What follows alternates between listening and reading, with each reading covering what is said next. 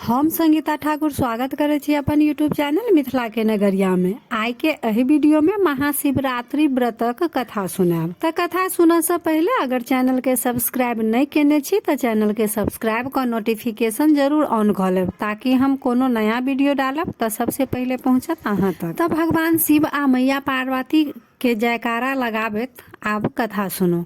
पूर्व काल में एकटा चित्रभानु नाम के शिकारी रहे। ओ जानवर के शिकार क अपन परिवार के पोषण पालन करैत रहे। ओ एकटा साहूकार से कर्जा लेने रहे, परंतु ओ कर्जा समय पर नहीं चुका सकले। त साहूकार के बहुत तामस उठले। ओ शिकारी के बंदी बनाकर शिव मठ में बंद कर देलक। संजोग से ओहि दिन शिवरात्रि के दिन रहे।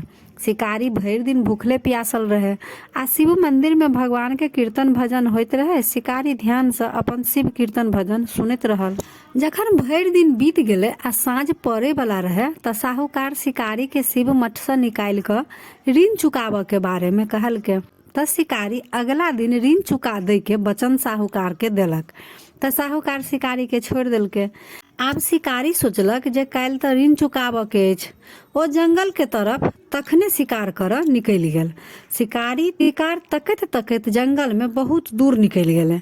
आब साँझ पड़ि गेल। शिकारी सोचलक जे आइ रात में जंगल में रह पड़त।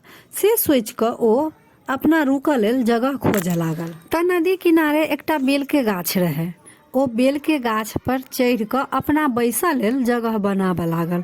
तय क्रम में ओ कुछ बेल पत्र के तोड़ क नीचा खसाबऽ लागल। बेल गाछ के नीचा में एकटा शिवलिंग रहे। बेल पत्र ओहि शिवलिंग पर अनजाने में ही शिकारी हाथे चढ़ि गेल। आब शिकारी भर दिन के भूखल प्यासल त रहबे करे आ साँझ के एकर पूजा सेहो भ गेल। शिकारी एहि सब बात से अनजान रहे कि गाछ के नीचा में शिवलिंग रहे। सेहो बात ओकरा नहीं बुझल छले। शिकारी आब बेल गाछ पर बैसल रहे त रात के पहिल पहर में तालाब पर एकटा गर्भनी हिरनी पानी पीबऽ लेल एले। शिकारी अपन धनुष पर बाण लगा जहाँ हिरनी के मारऽ लगले त हिरनी शिकारी से कहे अछि, हम गर्भनी छी, हम एकटा बच्चा के जन्म देब आ अहाँ एक संगे दू दूटा जीव हत्या करब, से हमरा पर दया करू। हम बच्चा के जन्म द अबै छी, तब हमरा मारि लेब। शिकारी के हिरनी पर दया आबि गेले। ओ कहलकै ठीक अछि। हिरनी ओतऽ से चलि गेले। शिकारी अपन बाण के ढीला कर धनुष राखऽ लगल। एहि क्रम में धनुष लागि क कुछ बेलपत्र शिवलिंग पर खसि पड़ले। एना क क अनजाने में ही शिकारी सब पहिल प्रहर के पूजा भ गेल। कुछ रात बितला के बाद फिर एकटा हिरनी तालाब पर पानी पीबऽ लेल एले। शिकारी फिर अपन बाण धनुष पर चढ़ेलक आ हिरनी के मारऽ लेल धनुष चलाबऽ लगले। त हिरनी कहे छै, हम अपन पति के तलाश में छी, अपन पति के खोज रहल छी, से हमरा कनी समय दिअ। हम अपन पति से भेंट क क तुरंत अबै छी, तब अहाँ हमरा मारि लेब। शिकारी ओहो हिरनी के जाय देलक। फिर धनुष पर चढ़ल बाण के ढीला क राखि लेलक। एहि क्रम में शिवलिंग पर फेर धनुष से लागि क बेलपत्र टूटि क खसि पड़ले। आब रात के दोसर प्रहर के पूजा शिकारी से अनजाने में ही भ गेले। शिकारी फेर गाछ पर बैसल रहे। फेर कनी देर बीतले त एकटा हिरनी अपन बच्चा सब संगे तालाब पर पानी पीबऽ एले। शिकारी फेर धनुष ल तैयार भ गेल।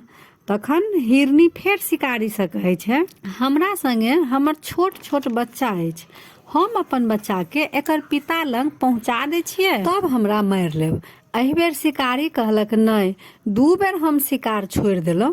हमर घर में हमर बच्चा सब भूखल प्यासल अछि आ सब शिकार के हम अहिना छोड़ देब, हम अपन बच्चा सब के पोषण पालन केना करब।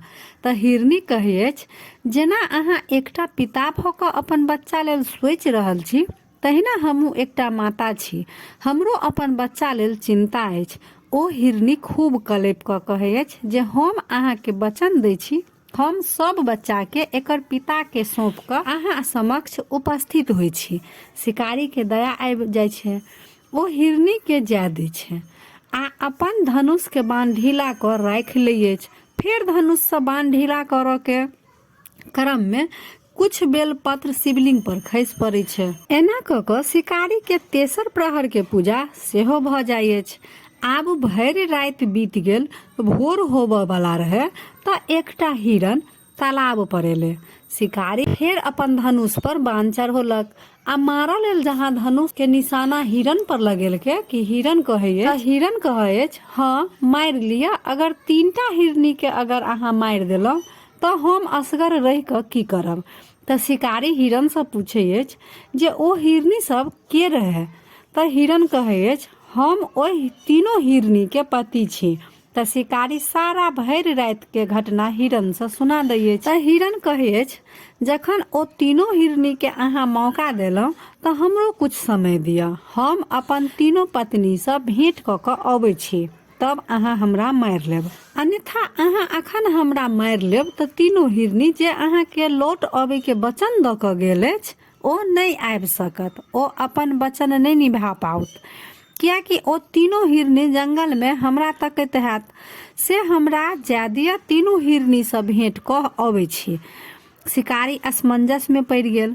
ओ फेर सोचलक जे जाय दै छियै, ओ हिरन के जाय देलक। जब हिरन ओतऽ से चलि गेलै तऽ शिकारी सोचि रहल अछि जे ई हिरन आ हिरनी लौट कऽ आओत कि नहीं आयत, सेहे बात सोचि रहल छल आ ऊपर से बेलपत्र तोड़ि तोड़ि कऽ नीचा खसा रहल छल।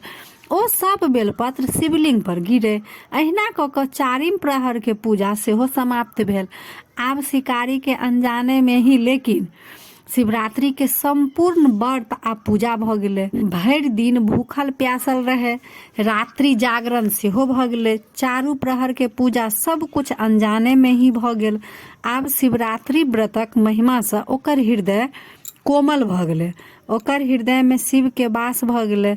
तखने हिरन अपन तीनों हिरनी आ बच्चा सहित शिकारी लंग उपस्थित भ गेल जे आब हमर सबके शिकार क लिया।